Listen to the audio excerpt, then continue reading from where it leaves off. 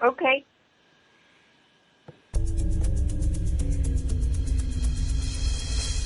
For authors, filmmakers, entertainment, and all your listening needs. Listen now to Talk Now Radio, where no topic is taboo.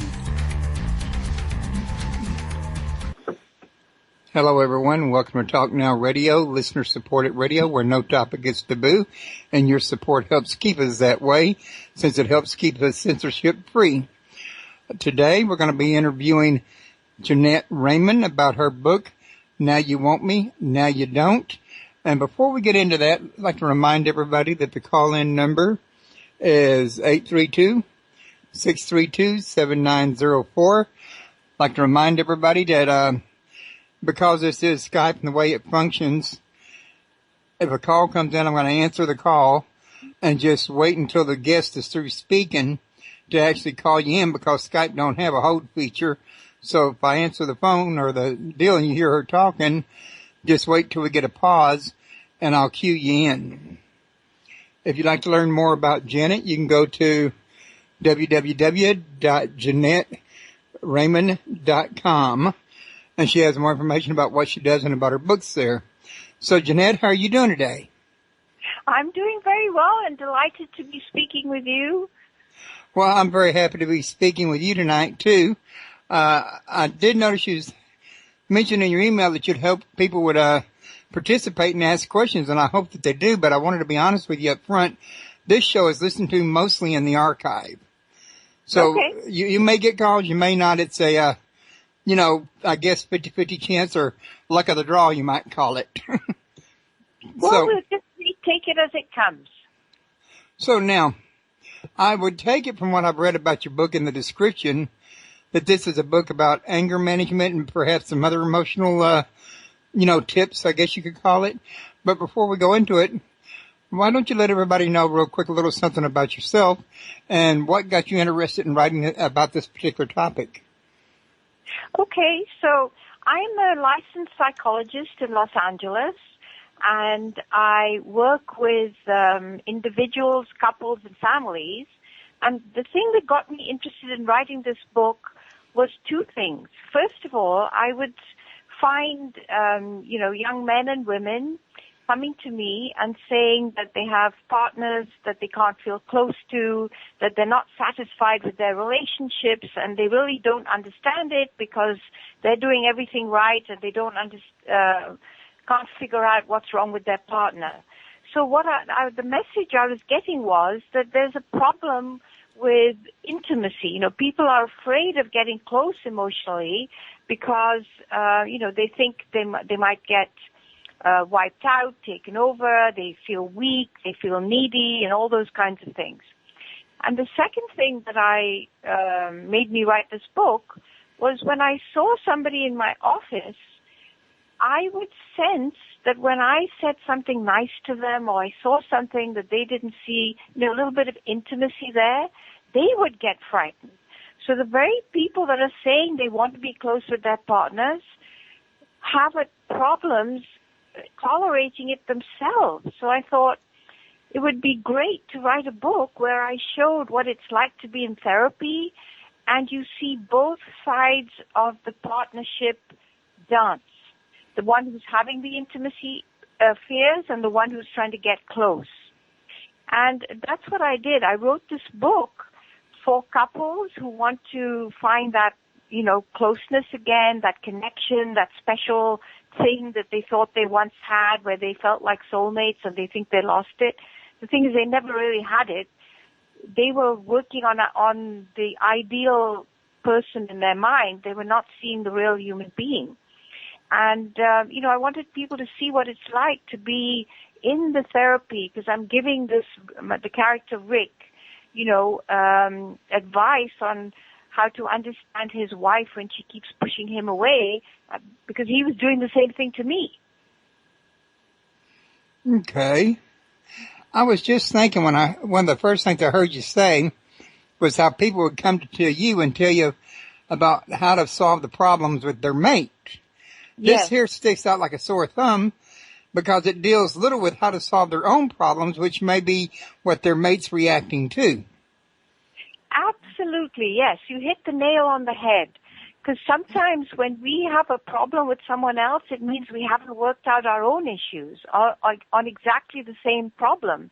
And that's another reason why I wrote the book and showed both sides of the dynamics between Rick, the character, the man who's with me in therapy, and his wife, who was pushing him away every time he tried to get near her, because he was wanting a particular connection that he'd tried all his life to get by being good, and it didn't work. So he was just flabbergasted and in despair, like I'm such a good person, I'm doing everything right, I treat her well, and still she snubs me.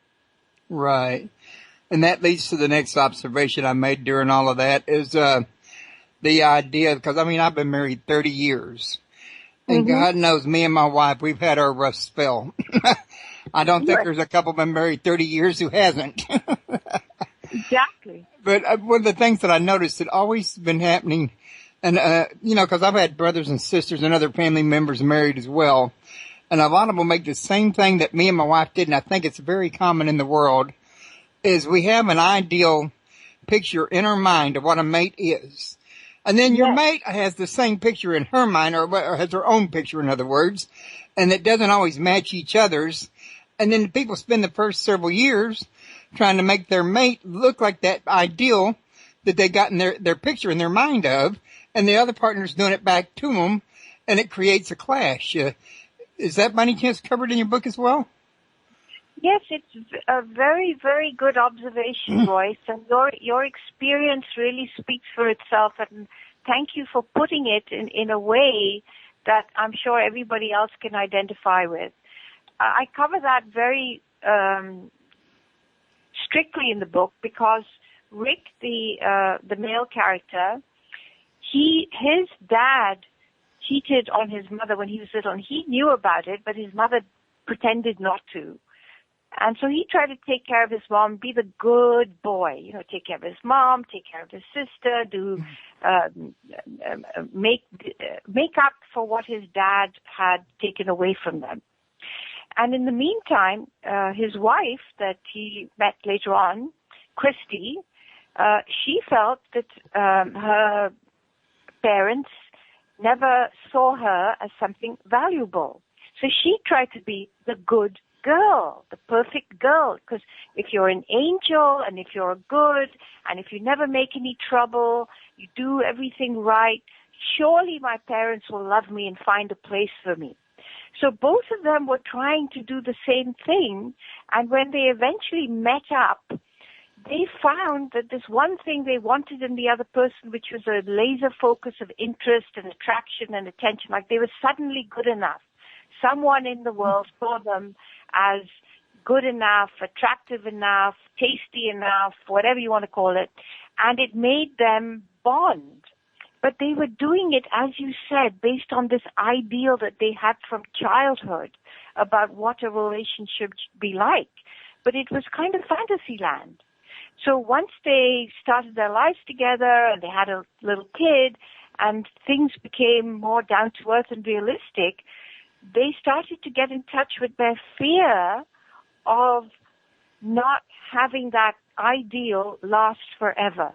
They kind of came out of the bubble, and it was a shock, a big shock. So then they had to start dealing with all the issues from their childhood that made them feel anxious about connecting and not being good enough and keeping on trying to be good, but it's not enough for the other person. And then they had to actually deal with this and contend with it without the actual intimacy they might have once had with their mate, because this here fantasy land had already put a toll in the relationship that kind of weakened the bond, in other words. Yes, what I describe is that there are many subtle ways in which your partner can be showing you that they're a bit scared when you try to get close to them. You're saying, well, let me help you with this, or can I do this for you? Would you like to come out with me? You want to have a walk? Whatever. You're just trying to connect like any human being. And there are little signs that I think your listeners would be interested to know. Okay. I've got 22, but I just covered 10 in the book. And, I'm going to give you the most unusual ones. Okay. So let's say you compliment your partner on something that they said, that was a really nice thing you did for your neighbor the other day. You helped them out when the husband had to go to hospital. That was really nice. Now, someone who's afraid of intimacy will brush it off. Oh, it's nothing. Anybody could do it. It's just being natural. It wasn't anything, much. So you immediately feel like your genuine observation and a kind observation was kind of thrown back in your face. And that's exactly what they want. It pushes you back so you can't come any nearer. So when you feel hurt about it, you're really kind of playing into a kind of like a subconscious desire that they have that they may not even be aware they have? Yeah, they don't know they're doing it. They just can't tolerate anybody saying anything nice to them, especially if you're part of their inner circle, because to them, they think you're trying to break down their walls and get in there and infiltrate them. And then your stuff is going to be in there with them, and then they don't know what's theirs and what isn't. So they brush off your compliments. So another way in which they might push you away in a kind of a very subtle way is when they, let's say you've been away for a couple of days or a week or whatever, and you come home and you say, I really missed you. I'm glad you're home. Nice to be together. Tell me all about it and whatever. And they can't handle it because to them, what they're hearing is, oh my God, you can't live without me. You need me that much. You miss me that much. Oh, I can't handle it. They get disgusted by it, literally, and they actually get sick. They have heartburn, they get skin rashes, they get all sorts of things, which immediately makes them separate from you because they've got to go and take care of their sickness. And the reason why they're having this disgust is because when they grew up, their parents didn't make it okay for them to want people and feel needy in a nice way, just missing and wanting and enjoying the connection. To them, it was being weak, and it means you have to take care of this other person. So what they did to protect themselves from wanting something, wanting connection and feeling close, was to be disgusted by it. Because if you're disgusted by something, you don't need it anymore. So it's kind of a defense, if you like, against feeling that your partner wants you and you have to go take care of them. So those are two, and I'll let you comment now. Well, the thing I might want to comment is, from what I'm actually hearing here is what happens is, say well-meaning parents that want their kids to be dependent could harp on it a little bit too much and drive it in a little too hard. And the child growing up hears this about this independence day in and day in and out and day in and day out. And then when they grow up, it can unconsciously manifest in their marriage when somebody tries to get close to them, in other words. Yes, absolutely. I remember very well a client I had about 18 months ago, and he came because his wife said, you need to go to therapy, and all he did was want to get close to her. He'd buy her flowers. He would literally sacrifice his entire life for her. And they lived together. They had a daughter. That's all he wanted in his life. But I said, well, what's it like for you when she pushes you away? And in every way, she would push him away. If he made her food, or he'd be nice to her, being affectionate. And what he told me was that growing up, his dad was so cold and strict, and they never talked about anything. And he always felt that whenever he wanted to try and have fun with his dad, be close, be buddies and goof around and play and be affectionate and get close that way, his father would withdraw and denigrate his son for trying to be close and have fun with his dad. So he grew up thinking that he was bad for wanting those things. So he wouldn't tell his wife that he wanted that from her. He would try to get it by giving her things or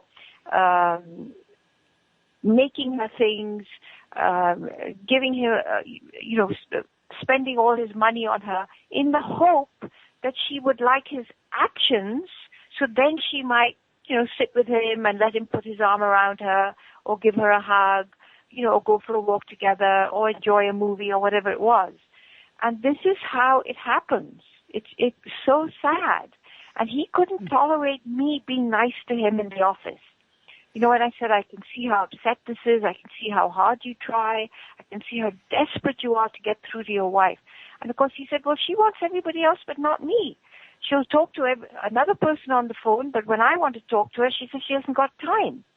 So this is how it works. So he was feeling wretched, but he couldn't tolerate me giving him what he said he wanted. And that's what Of course, he was unconscious of the fact that he couldn't. Yeah, right. Because of the way his father treated him, to make it bad. So one part of him was dying for it, but this other part of him said, no, you're not supposed to want it. It means you're a bad person and you're weak and you're not a man. So pretty much his wife couldn't have won by giving it to him had she done it, because he would have rejected it once he got it.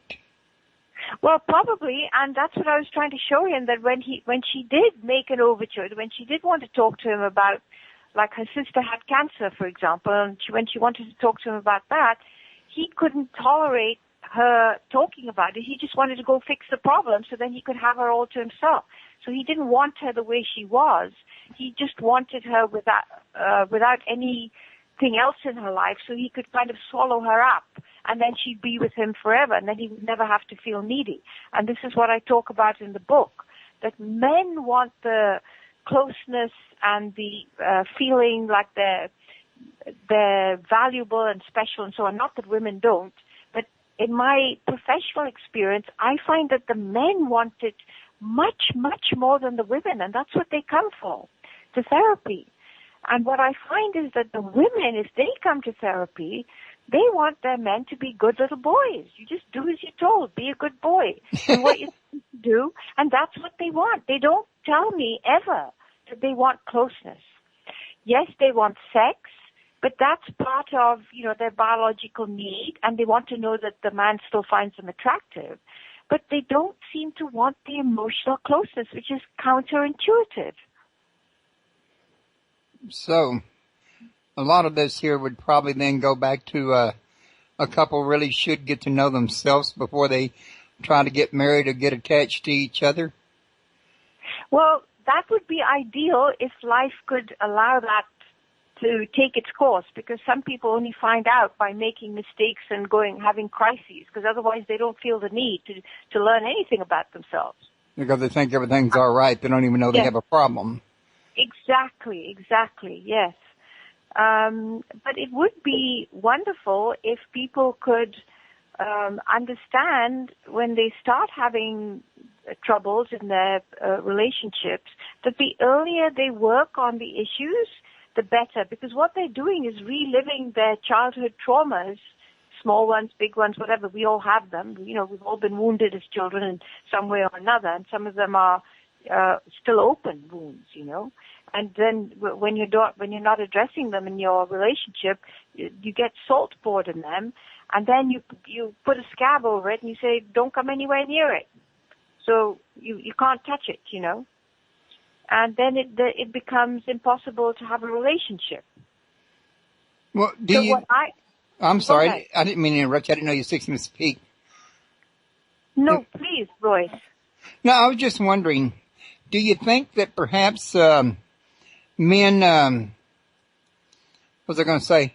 They feel a need to hide these emotional weaknesses of theirs because they feel like they're the man, they're the leader, they're the breadwinner. They're not supposed to be weak. They got this image of what a man is that's been instilled by their parents and their teachers and that as they were growing up. Oh, absolutely, yes. And I cover that in the afterword of my book, that men, from very early on, told not to cry, be a man, be strong, don't show anything, go fix this, show everybody how well you can solve problems and take care of stuff. So they grow up to feel that their natural human emotions, because they're not just gender specific. We all have them.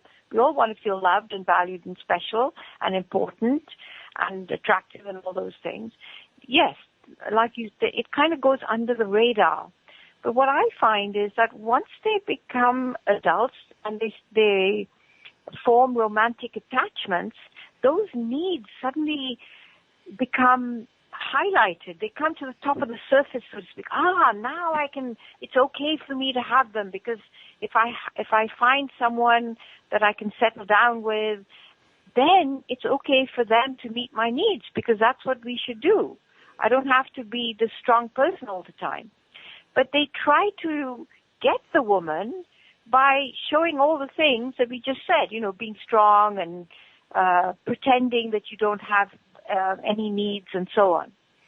So unfortunately, the woman doesn't see it in that way. And when the man tries to show it, by wooing her and being romantic and then wanting the affection and the understanding and the emotional intimacy, my experience is the women perceive it as the men being babies. And they think, well, for goodness sake, just grow up. You should be more responsible. This is not what we should be doing. Reinforces what that man was getting as a child as he grew up. Yeah, exactly. And he didn't get it, and probably she didn't either. But they're both scared of it because they both want it. But they don't want, what they're trying to avoid is that feeling of neediness, because they never learned as children that it's okay to need each other, that we're all, giving and taking and sharing, and it's not a one-way street. You're not doing all the giving and someone else doing all the taking, because then it's a skewed relationship and it's not going to last.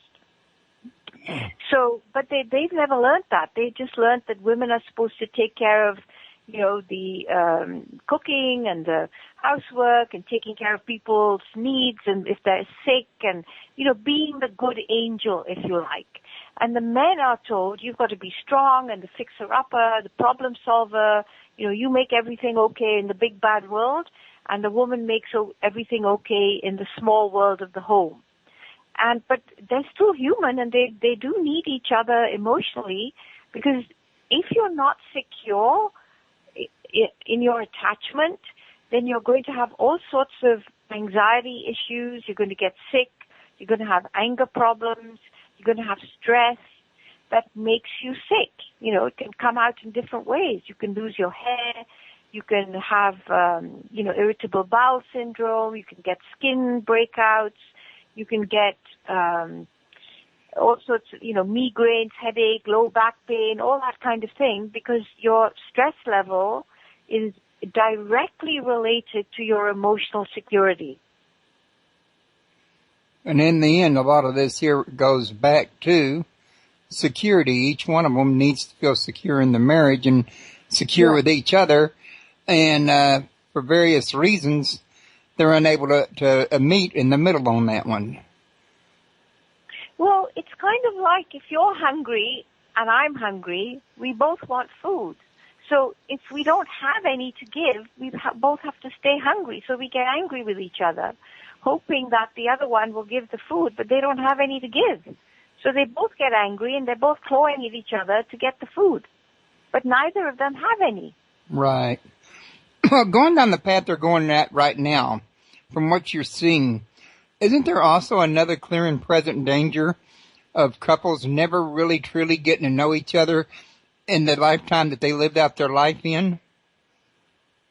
Yeah, that's such a wonderful observation. Yes, it's absolutely true that couples cannot know each other in the truest sense of the word. They don't know the authentic person. They just know what's on the surface, the cloak that they put on. Because you can hear people, talking in restaurants and at social events, or if you're a fly on the wall somewhere. I've got such a good husband. He takes care of all the bills, and he takes me out on a date night every week, and he always lets me get my hair done, and so and so and so. That's how they see their husband. You can hear the wife saying, or the husband saying, I've got such a good wife. She's always at home, taking care of the kids. She helps me with my family because my family are sick, and she's always there for them. And so they're looking at actions and not at the actual person. I was about to say, they're looking at the exterior material things that they were taught as children makes a good mate. Exactly. And but they're not looking at each other's core. Yes. And that's what makes them sad and unhappy, because unless you feel seen at the core, you're going to have this well of sadness inside you, and you're going to try your hardest to get somebody to see it. But the way in which we're taught to do it is to be good. Do another thing, and do it by actions, not by being yourself. So one of the very easy practical solutions I offer is to stop playing. Just play with each other. Goof around. Take your mask off. Take your clothes off. Take the makeup off. Stop being such a good, responsible, angel, and be a human being. Don't be perfect, because one of the things I find is when both members of a couple are trying to be perfect in whatever way they're trying, compared to according to what they were brought up, it makes a distance between you, because perfection means you're on a pedestal. So how can you connect if one person is up and the other person is down? And what I find is these couples are always having a competition for who's the super person, who's the perfect person, and then the other person has to be the devil or the bad guy.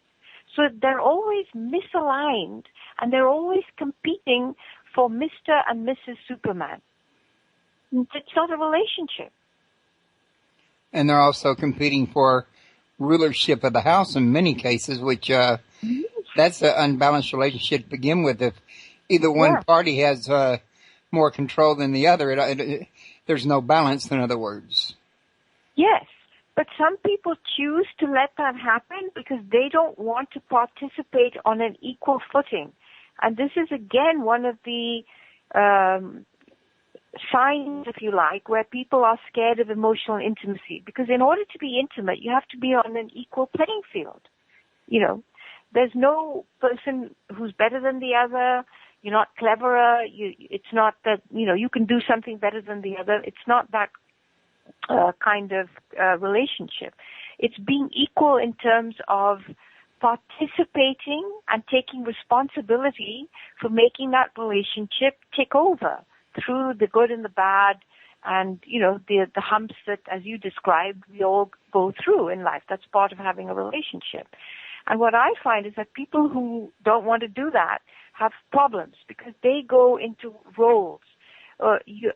You're the person who takes the kids to school and does the laundry, and I'm the one that, mows the lawn and fixes the car and cleans out the garage.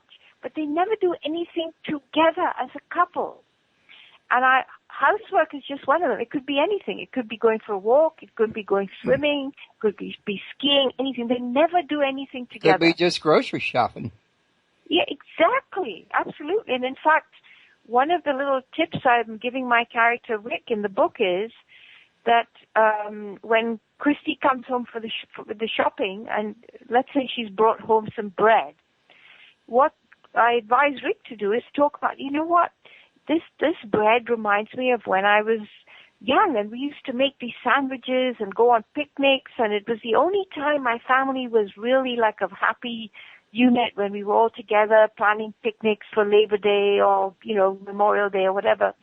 And then Christy said, I remember something different, that I was never allowed to help my mom make sandwiches. I always felt like I was a nuisance. She never let me anywhere near her. She just complained about me all the time. So then they're getting to learn each other's history and make a connection.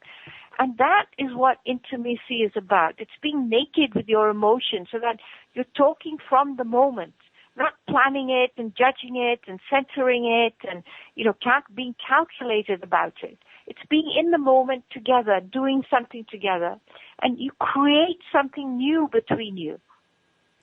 But doesn't it take an awful lot of trust to be able to bear your emotional nudity in front of your mate, especially when you first meet them or you're newlyweds, because you're afraid that there's going to be a betrayal or, a condemnation or something of that nature? Yes and no. Yes, when you first meet, obviously you can't do that because you don't know if they're even going to understand what you're saying. But it all depends on whether you already have a sense of insecurity in your relationships. You're going to come into a new one a little bit cautious, and you're not going to just show everything all in one go, and that's okay. If you're a more secure person, what I find is these people, even if they start a new relationship, they don't think there's anything bad about sharing what's going on because that's how their life was. It's normal to them. You know what, right now I'm feeling a bit bored, or I don't particularly like that movie, can we do something else? They're open about their needs and their emotions at the time. It's not like they're telling big secrets about themselves, like, I did a bad thing when I was a kid, I was cruel to a cat, or I stole a piece of candy from the candy store or something like that. It's not talking about your secrets, it's talking about your feelings in the moment. And that's being open and honest and authentic. And if you can do that, it creates a trust. So you can't build a trust unless you create one. Yeah, and you can do that by being open and authentic in the moment without fearing that the other person is either going to judge you or use it against you later on, because it's just how you're feeling in the moment. That's what the nakedness is. Well, yeah, because there are some people that, for example, you'll have an atheist decide to marry a Christian.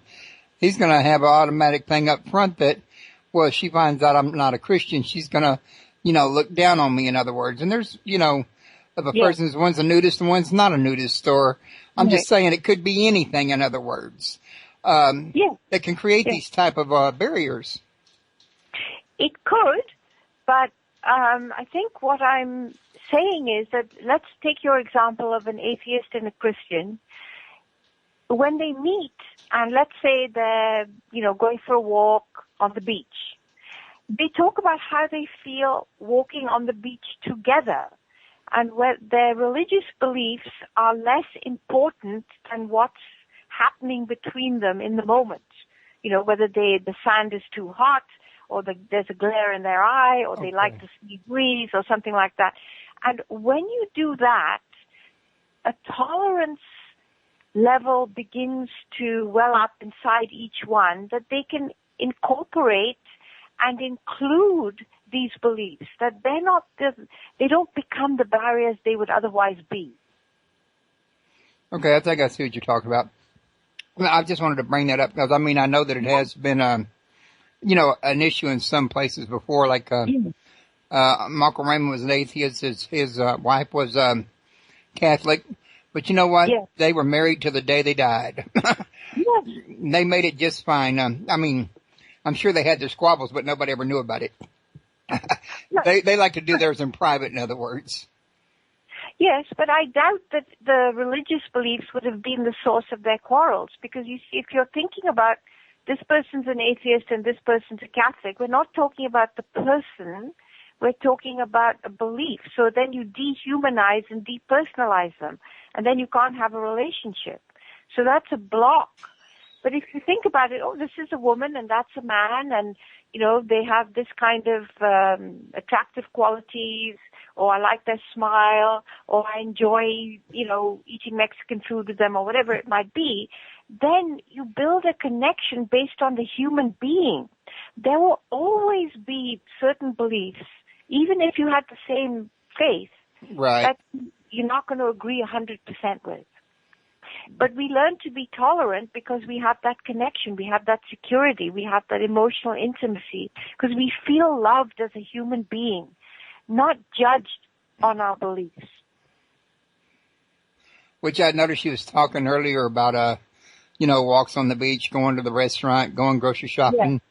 Yeah. Like around our house, especially having kids like we do, Thanksgiving dinners, Christmas dinners, Halloween celebrations, we found all of those traditional things to be, at least in our case, conducive to the family as far as forming a bond goes.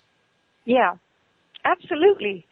it can be very warm and welcoming and bonding because you're all wanting that connection and you're allowing people to be who they are. What I find is, obviously because people are coming to me with problems, that they don't like sometimes these family gatherings. And I say, well, how come?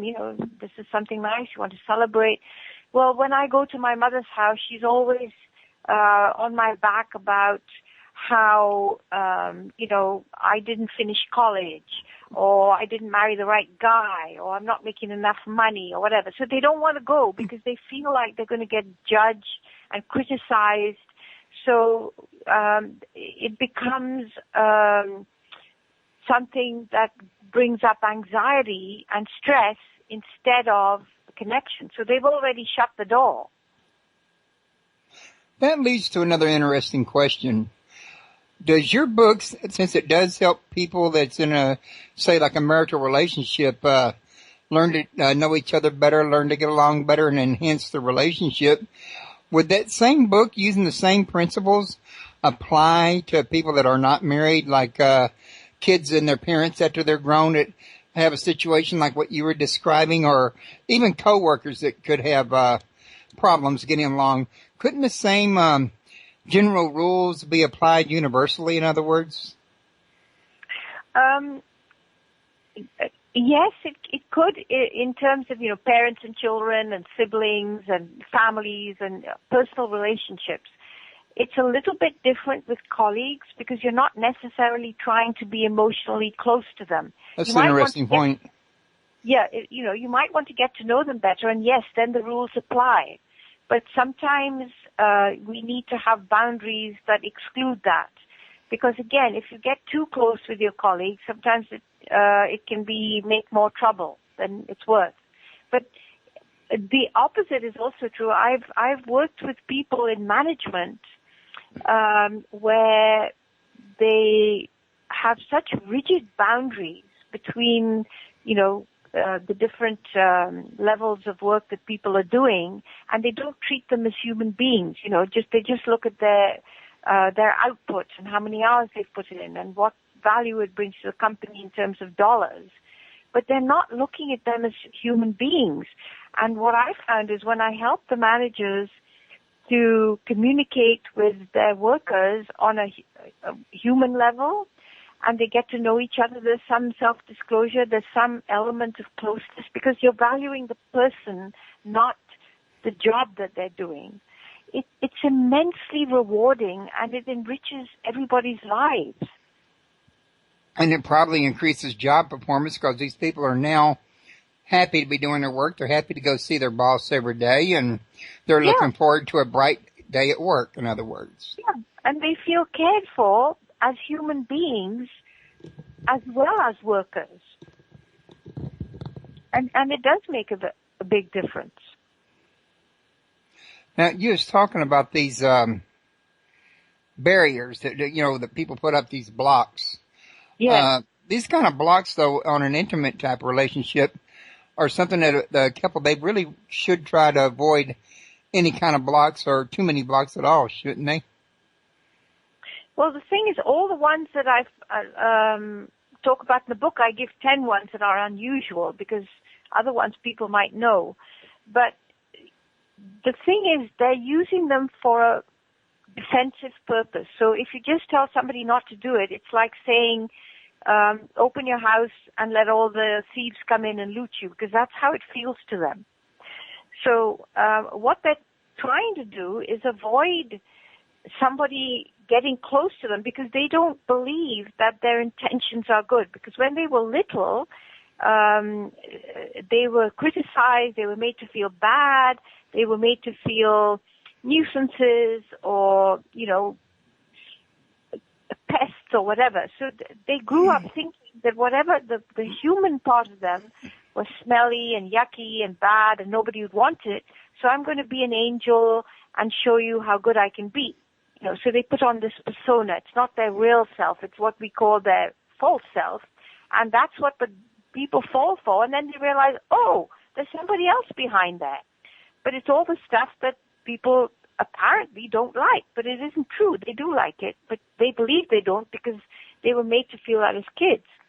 So these barriers that they put up are because they think you're going to see bad stuff, so they're trying to prevent it. So we talked a couple of things. Another way that you can tell if somebody's afraid and they're trying to put up a barrier is when, you're having a conversation with them, and all of a sudden, it's your turn to speak, and before you speak, they say, "Oh, I already know what you're going to say." We've all had that experience, right? Mm-hmm. But somebody says, "I know what you're going to say," so you get stopped in your tracks. And it's a very, very powerful way of stopping you from saying whatever they think you were going to say that was going to make them feel bad. So it's kind of a preemptive strike. And it's not necessarily true that you were going to say what they thought you were going to say. But they're trying to get one step ahead because they think that you're going to say something bad about them, because they don't believe you can want to see good in them, because they never got that growing up. Now, I think they probably learned to do that to their parents as kids, because sometimes the parents didn't catch what they were doing. Yeah, absolutely. And so they just learned to ignore it all. Oh, yeah, I got you, Dad. I understand. Never really got anything, just wanted Dad off his case. Yeah, absolutely. One of my clients right now, she starts, we talking, having a conversation, and, she's trying to find a partner in life, and it's difficult for her because, she has very strict criteria about what's going to work. Anyway, one of the things she does in session, and I keep showing it to her, now we laugh about it.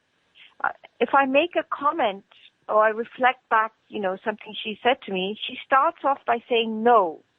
First thing she says is no.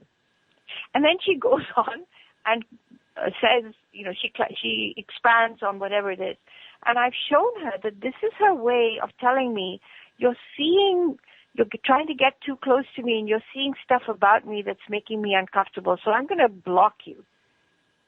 And that's the first thing she said. And I show her, look, if you do this in real life, if you keep saying no to people as soon as they say something, how are you ever going to find a partner? But this is what she does. And she was totally oblivious of it until I showed her. It's an unconscious defense because I'm seeing things about her that she's embarrassed by. Isn't that a surefire recipe for a 2-story house? Yeah.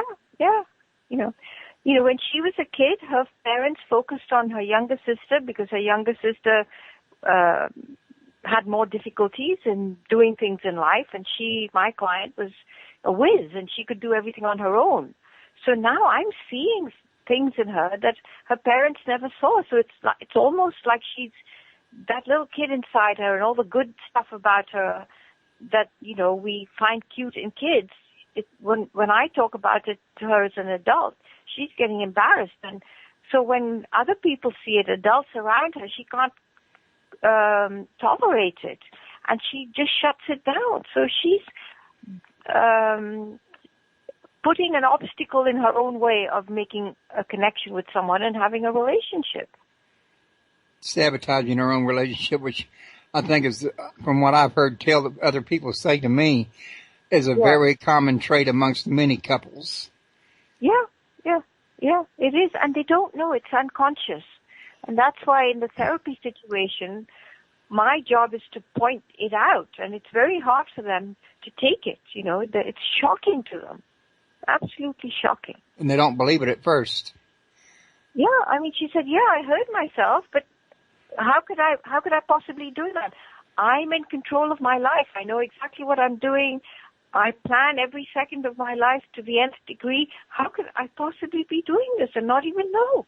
You know what one of my first lessons was that I learned early on in life? I do not know diddly about myself. Yeah. When I was a young kid, I had a really violent temper, and I would fight in school a lot. And my dad used to tell me if I did not curb my temper and learn to control it, that one day I was going to, seriously injure somebody or kill somebody, or I was going to injure or kill myself. And at the time, I was like, do I look like I'm crazy enough to want to injure myself or something just because I'm mad? Well, about 25 years later, I was in a fit of rage and I put my arm to a window and I partially paralyzed it for the rest of my life, bringing Dad's prophecy to light. But what this taught me was, at the time I said that, I knew absolutely nothing about myself. Yeah. I mean, I know more now, but I mean, as a rule, so many young people going into marriage know so little about themselves. Yeah, the sad part about it is that they don't realize it. They think they know everything.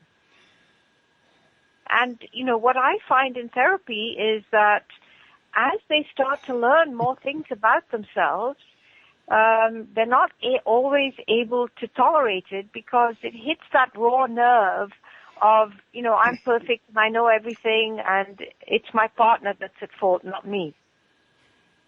Which in most couples' minds, it's always the partner's fault. Yeah. And they seldom ever realize it's both of their faults. Exactly. It's the dynamic between them. It's not one or the other. Well, it's getting close to time, so I wanted to give you a chance to see if there's something you wanted to tell the listeners about the book that I didn't help you cover already. Okay. The main message I want to give is that if you're in a relationship that's important to you and you want it to work, this is a great way of you and your partner doing something together without you having to go into a therapist's office or get coaching. And if you read the book together, you will see both sides of the equation, which you wouldn't otherwise do. Because when you're having a bad time with your partner, or they're upsetting you, or you're angry, or whatever it is, you're so caught up in that feeling, you have no room for seeing the other person's experience. And you don't want to hear it later on because, you've already dismissed it. So if you read this book together, step by step, you can see while you're feeling one thing, what your partner on the other side is feeling, and you'll be able to develop a curiosity about what's happening when you're feeling upset or angry or withdrawn. You'll develop a curiosity about your partner, and this is one of the most basic ways in which you can create that bridge of connection. And one of the things I talk about in the book is sometimes when we feel, I can't take anymore, it's the end, I've tried everything, I'm just going to give up. Think about what I call a rope of connection. You're holding on one end of the rope, your partner's holding on the other. And when things are bad and stressful and tense, it may feel like your partner's let go of the rope and you're doing all the work and you have to take up all their slack and you don't want to do it. You think, well, why do I have to do all the work? There's something very important you need to remember. They do have the other end of the rope, but they're not always going to pull it tight. Sometimes it's going to be slack and loose because they don't have in that moment space to include whatever's going on for you. They're too busy working on their feelings and their needs, and they don't have the elasticity to include you, but they're holding on to you, still there. And you can talk to them about your feeling the slackness, and they can pull it tight again, because the very fact that they're still with you means that they're invested in the relationship. And when you may not be feeling it, but it's there. And the more you speak up about what you're feeling in the moment, not 2 weeks later or 10 years later and bring up a bunch of grudges and things like that, if you do it in the moment, they'll get it. Because they're not going to think you're using this experience as a weapon against them next time. So immediacy is very important, and giving your partner feedback when they've hurt you or made you embarrassed or said something that shocked you or whatever, you need to let them know right away that they're having an impact on you. Because most of the time they're doing it because they want a reaction and they think they're not getting through. So you need to let them know what the impact is immediately so that you can again have a connection. And something that might be shocking to your listeners, but it's very true, a lot of people connect through anger and fighting. It doesn't mean that you're not a good match for each other or that your relationship is unhealthy. Because if you think about it, when you're having a fight or an argument, all your energy is focused on the other person. You can feel your heart beating faster. You can feel your head throbbing.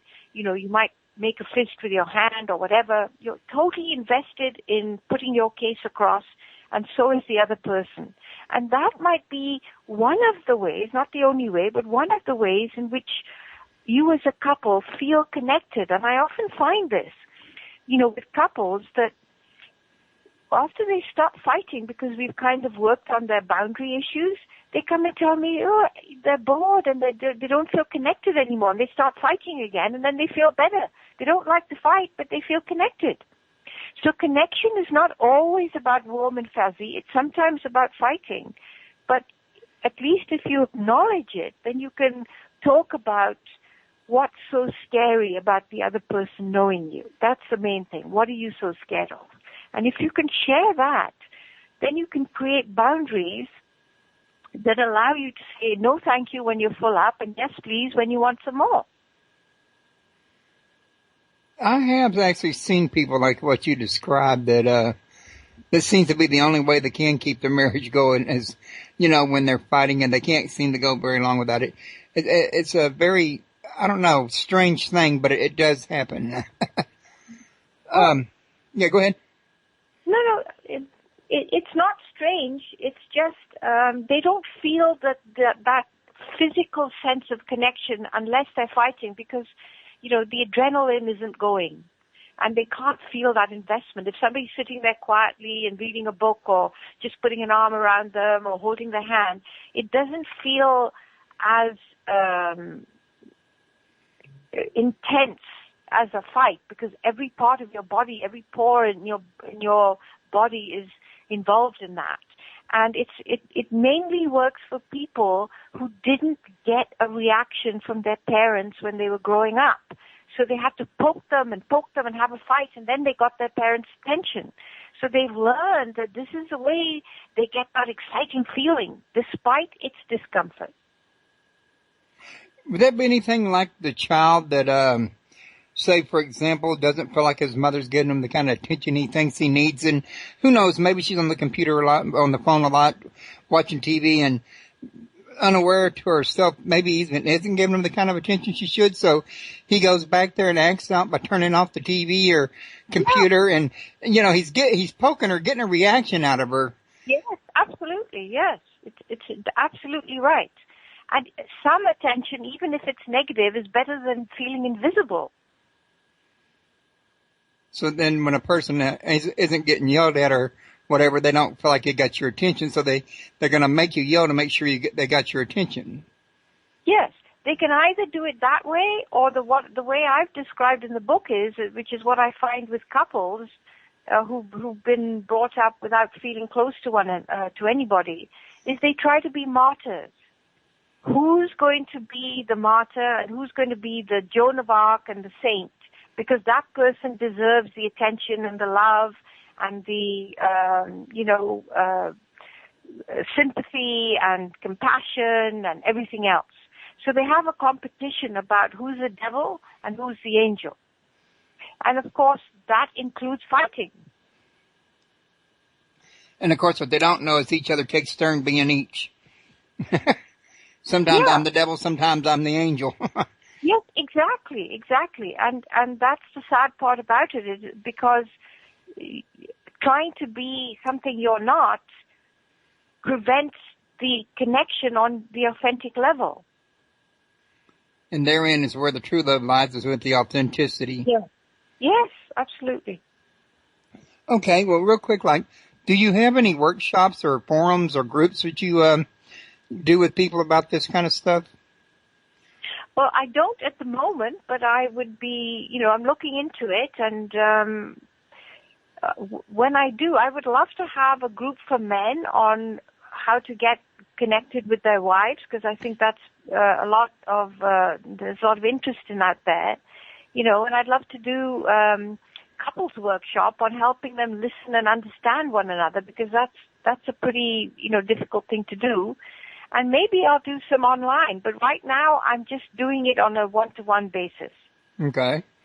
All righty.